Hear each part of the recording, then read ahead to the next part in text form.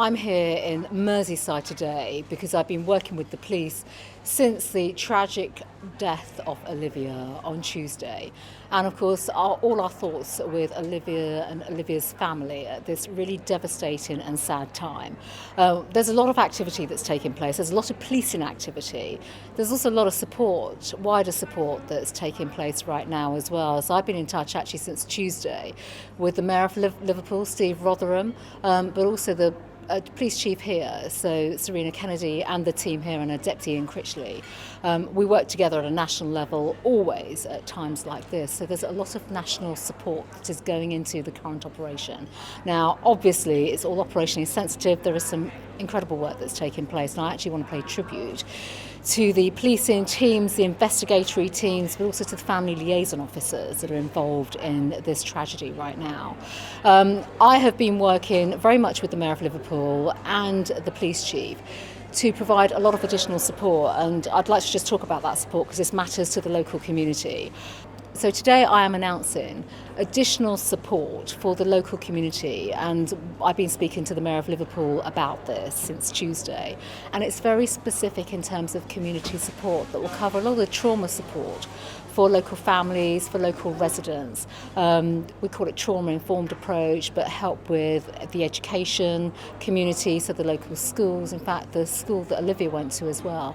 And that'll be £150,000 just as a start for the local community, and it's important that we put that support package in. It's a care package effectively for local residents.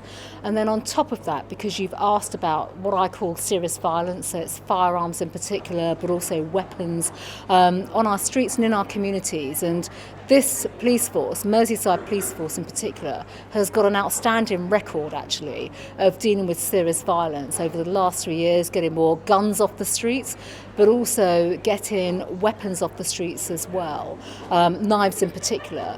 So I'm bringing forward £350,000, and that's on top of £10 million that's already come into Merseyside. We call it GRIP funding, but it's funding that's targeted to deal with serious violence reduction. So that's getting weapons off the streets. So this is very specific, and if you speak to the force, if you speak to the Chief Constable, the deputies, the teams here, they've got all the data themselves as well in terms of the work that the resourcing has led to in terms of getting knives off the streets, the use of stop and search, so Section 60. That is working, and obviously this additional resource will help much more with that. So I am getting in contact with the family because this is a deeply sensitive time, and with all tragedies, the family liaison officers are the first port of contact, because it's only through engaging with them and the local policing, the local police force, that we then get in touch with the family. So that is in place. Right, second question. Yeah, well, absolutely. This is a major concern, and that is why, if you go force by force, there are different operational plans and approaches for dealing with firearms, but also serious violence and getting knives off the streets. So there is resource that goes in from central government. There is a great deal of resource. I've just described that. We call it GRIP funding, but that targets this very thing of getting weapons off the streets. And don't forget, that complements the wider powers that policing have. So stop and search, the use of Section 60. So outside of London, Merseyside is the second largest force in the country that uses stop and search to do exactly that, to get weapons off the streets. And here they've got a very strong record in terms of getting knives off the streets, violent weapons off the streets.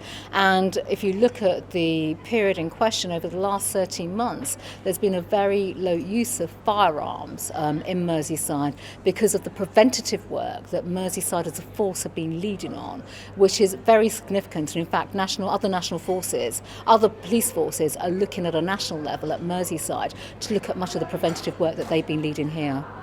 Well, first of all, we have a removals and returns agreement with Albania, and we have on a near weekly basis charter flights removing Albanian nationals to go back to Albania.